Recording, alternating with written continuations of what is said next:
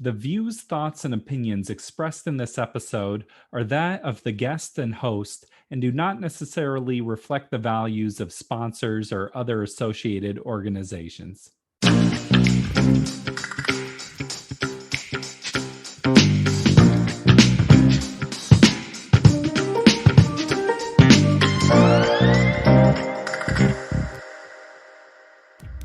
Welcome to the Parental Compass, presented by Family Education and Support Services. I am your host, Bobby Williams. As always, please subscribe to the show. Any platform you're listening on, you can subscribe. That way you'll get notified every week when we drop the next episode. It's the holiday season. Recently, I had a great time at the Family Education and Support Services holiday party. It was great just to meet so many members of the team and hear about how the show gets used in parenting classes. Everyone was just very cool and inviting, and it made me feel proud to be part of the FES family here. So shout out FES. Everyone wants to have open dialogue with their child. You want to feel like your children can come and talk to you about anything. But that takes work. What about when they say something that's shocking or something that really makes you mad? Today I'm speaking with Khurshida Begum. Khurshida is a speaker and facilitator that isn't afraid to talk about difficult issues. She's done a lot of work around racism and sexual assault, and is just a courageous person in general. This was a really great conversation. Let's check it out. Where they need us, they depend on us for everything. And then they get to a place, whether 11, 12, 13, 14, 15, where at some point we're just tour guides that are guiding our kids to just be good people and make good decisions. And along that way, they take detours. And how do we support and love them while they take those detours, or while they do things and make choices that is not anything that we had any part in? Yeah. You know? Well, I think you touched on the idea of shame. And maybe sometimes it's like you as a parent have this feeling of shame of like, my child went out and did this. And then you're like projecting that shame onto them, kind of. Yeah. Yeah. And we really, the word shame and guilt and judgment, those are three things that are really detrimental to our kids learning and moving forward, because we're supposed to be the trustworthy people that they can come regardless. We love our kids unconditionally.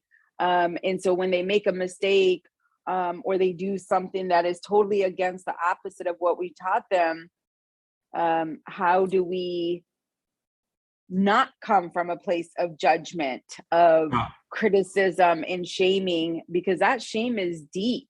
Yeah. That shame will carry on to the next experience and choice that they make. And it's the same thing when we do these conversations about equity and diversity and inclusion in anti-racist work. I kind of equate it to the same. If we're calling people out, we're shaming people, we're making people feel guilty, and we're judging people based off of their choices or what their lived experiences were.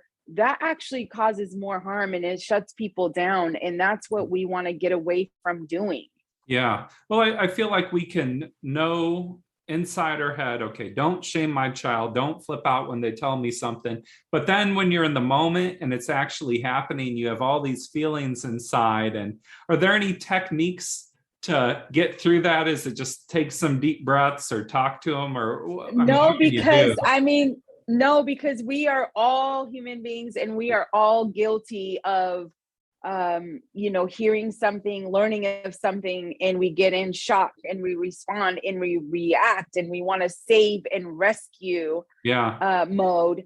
And even if we do that, it's also falling back on our adult experiences of emotional intelligence, of like, you know what, coming back and being accountable for it and saying, you know what, you told me about this situation where, I'm just giving an example. You went to this party, you weren't supposed to go. I thought you were somewhere, you got drunk, or you did drugs, or whatever you did. And I totally blew up out of proportion, and I totally shamed you, and I judged you for it. And I want to apologize for it. How can I make it right? How can I walk with you in where you're at right now? How do we move forward? And it's just being accountable, even if we make a mistake with our kids, that we own it, and we exemplify that by owning it and saying, you know what, I totally overreacted. I shouldn't have done this. I shouldn't have done that. But how can we move forward from where we're at right now? And that's getting it back to where you're going to work as a team to get through that. Sometimes parents can say things like, if anyone ever hurts my child, I will kill them, or, things like that. And on one hand, it's like, well, I'm protecting my child, but then it also might make it where your child doesn't want to approach you because they might think you're going to flip out. And we do that. It's an act of love. It's an act of protection to make sure that, kids and families and people know, like, my kid would never do that or be part of that, or, nobody would ever hurt my child. And if they did, this is what would happen. It's done out of love, and it's out of show protection.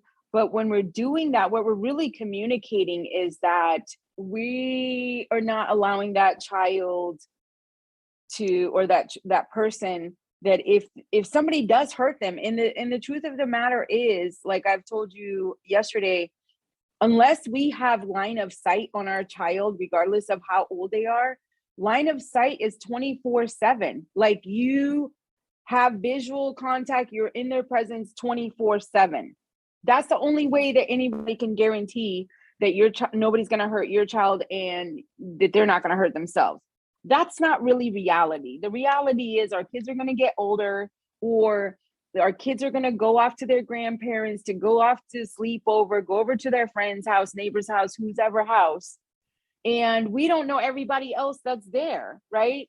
And so there's always going to be opportunities for somebody to hurt the child, or for the child to hurt somebody else. As much as it is unthinkable, that happens.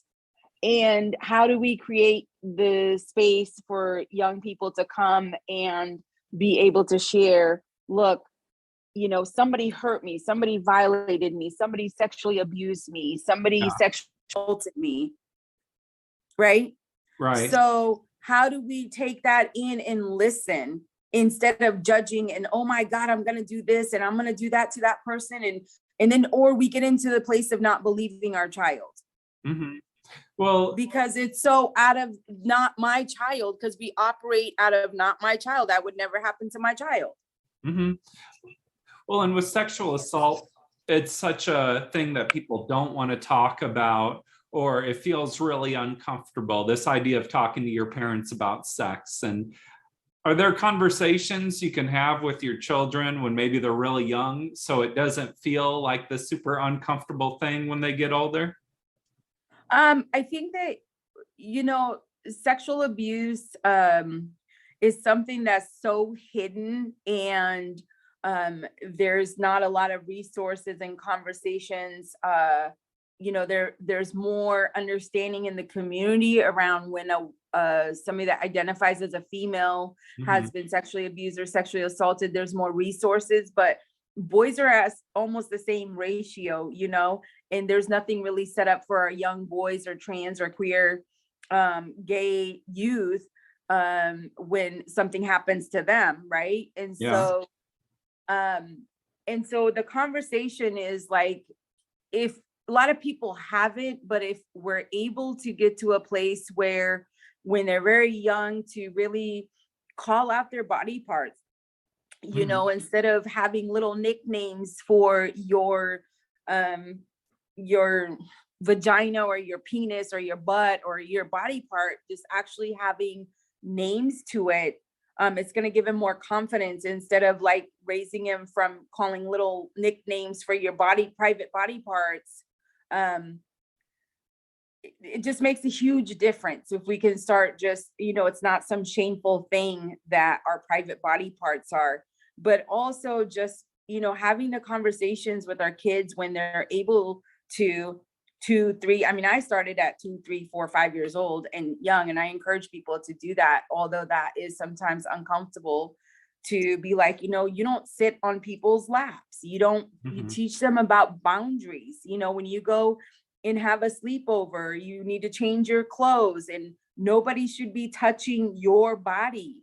You shouldn't be touching anybody else's body. Nobody should be asking you to do things that are uncomfortable or that you don't want to do and threatening you. Like, we kind of set the tone and have those conversations young on.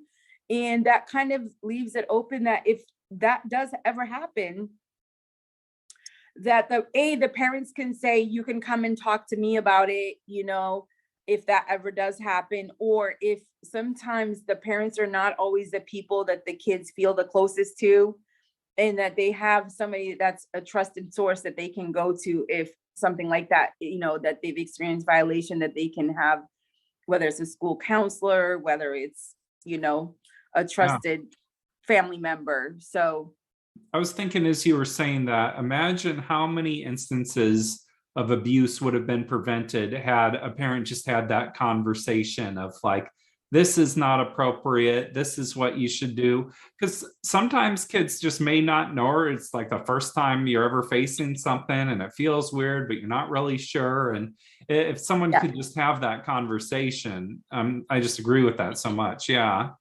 And just having those conversations early on in something that's ongoing. I really highly recommend those conversations to happen as reminders as people go and sleep, stay at their friends for the weekend, to think about where they're going. And like, one of the things that, I was a very overprotective mother because I'm a survivor of sexual abuse and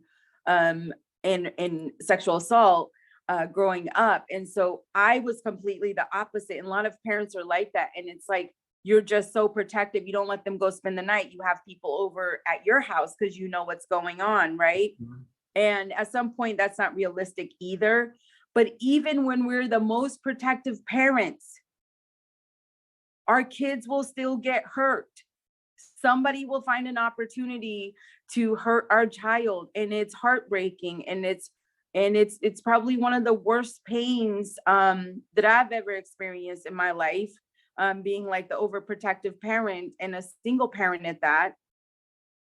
And you just still have to deal with that situation and giving them the space to heal of what they're needing, not what we think they need. Yeah. It's like loving our young people where they're at, and not like, you have to go to counseling, you have to do this, you have to do this, you have to do this.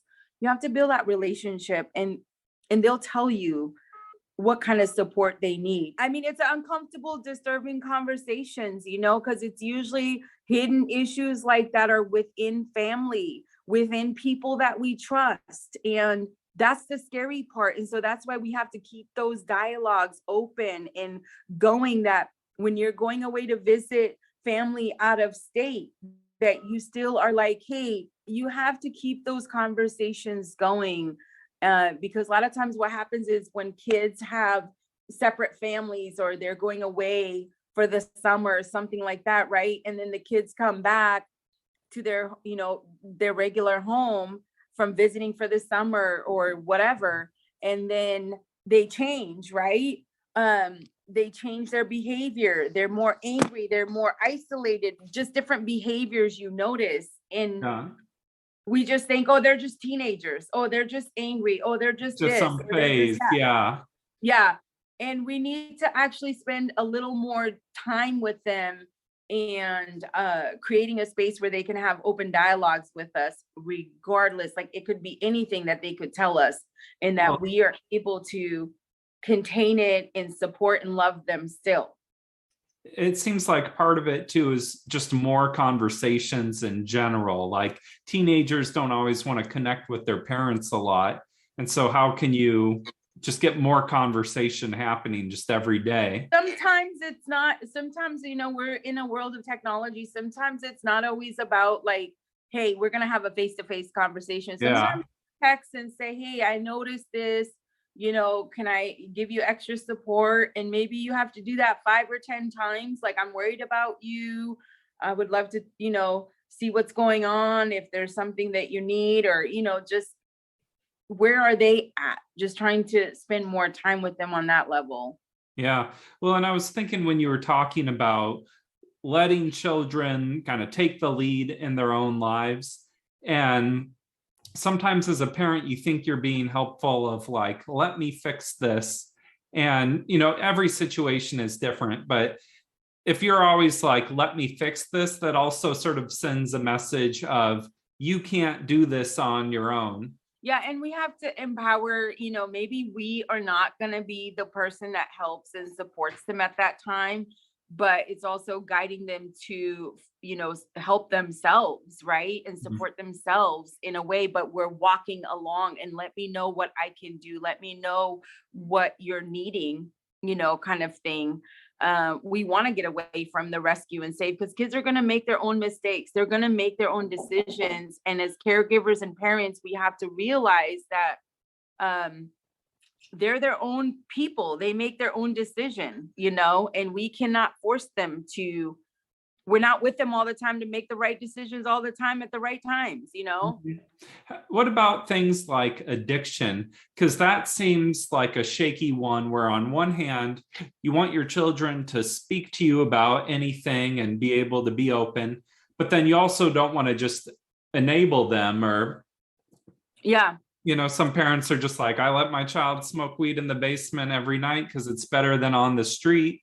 And it's sort of like, I don't even know how to approach that one, or it seems difficult. I always just believe, like, if kids don't have, like, there's ages for different reasons. You're 16, you drive, you're 21, you can drink and you can do those things. They're adults, And so if parents are, lenient and and they're underage, or they're not, at the age where they can drink or smoke marijuana. And I get that some parents are like, well, they can do it at my house. Me personally, there's a reason why those boundaries are there. Those things are kind of set in place. You got to look forward to and be mature enough and be an adult to make those decisions. And I think we kind of take it away when we're like, well, you can do it at my house. How can people keep up with you and all the amazing work you're doing in the community? The name of our business is Asho, which in Bengali means to come join. We're asking people to come join. And it's ASHHO.org, and people can get catering from us. They can rent space here. They can host summits and conferences here. You can come and bring your music and your youth group here, Bobby. Right on.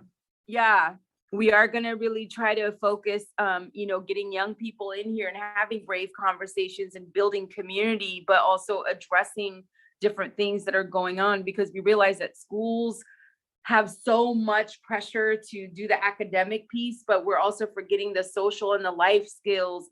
People can also hire me to come talk about really difficult topics if they need a keynote speaker or they need workshops and trainings on things that they don't want to talk about. Well, you're doing incredible work. You have a huge fan in me, and just thank you so much for taking the time and talking about these tough conversations. Yes. Well, thank you for allowing me to come and talk and giving this opportunity. And hopefully some of the messages can resonate with somebody, even if it's one message. But I just want to say that, for parents, if your kids have ever been incarcerated or going through mental health and addiction, it is heartbreaking and it's unbearable and it's very isolating. And just know that you are not alone. And there is another organization that I think you should connect with. It's called Pathways to Hope, who really works with families who may have kiddos who are in the system or have been incarcerated. So, parents, you're doing the best you can, and just keep showing up. Thank you, Khurshida. We're proud to have you as part of our community. This has been the Parental Compass by Family Education and Support Services.